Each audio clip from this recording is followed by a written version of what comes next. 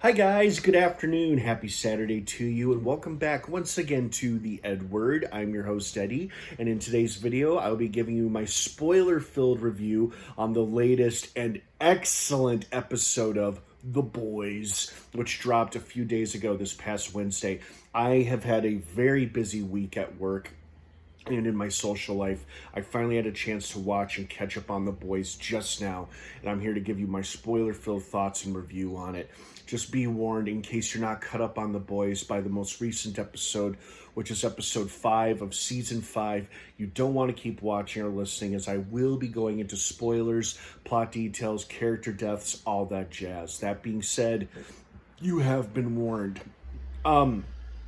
So this was a fascinating episode that was done in installments following multiple characters, both good and evil. And what I really enjoyed about it is that a character who's been a fan favorite since we first met him, I think it was in season 1 or season 2, a character who hasn't gotten much spotlight since then until now, was Terror, Butcher's dog, the lovable bulldog that everyone seems to enjoy.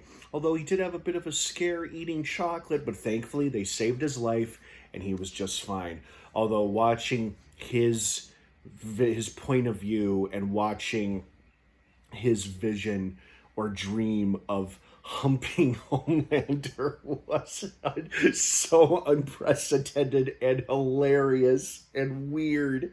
And then watching his point of view of humping the Homelander toy was hysterical. That was a real highlight. What I also liked about this episode is that we got to see some traces of humanity within characters like Sister Sage and Firecracker. Unfortunately, by the end of this episode, it proved too late for Firecracker. She was too deep down the rabbit hole of bullshit and Homelander cult worship. But there was still a small trace of humanity left to her when we saw her reconnect with her old pastor. Apparently, she was an orphan who was practically raised at this church in Daytona, Florida. And this church was refusing to go along with Homelander's regime, so a local soup melted the church glass, and she had to go on TV and lie about it, and it broke her heart to do so, because we could see a single tear coming down her cheek. And I was like, wow, what a performance by Valerie Curry, the gal who played Firecracker. Hats off to her. She did an excellent job during her time on this show.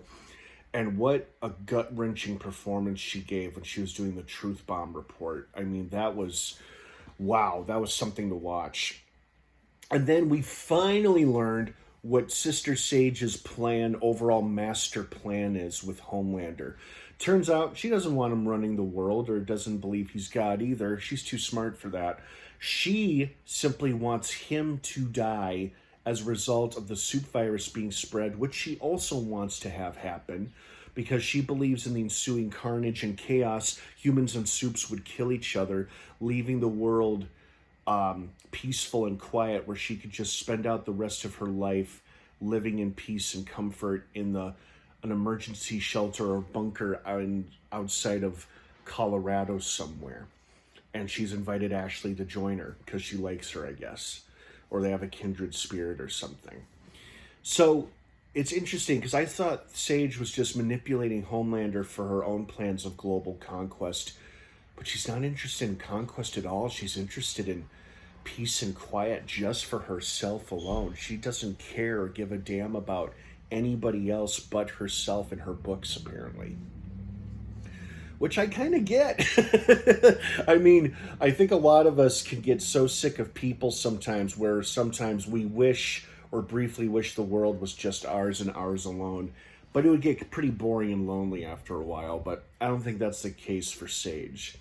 So we learned what her master plan is, and how she wants Homelander to die and not find the V1, and how she wants the soup virus to be unleashed. So she's kind of secretly supporting the boys in their quest to create the soup virus. But yeah, that was a pretty fascinating development, learning what her overall master plan is regarding Homelander, the soup virus, and everything like that.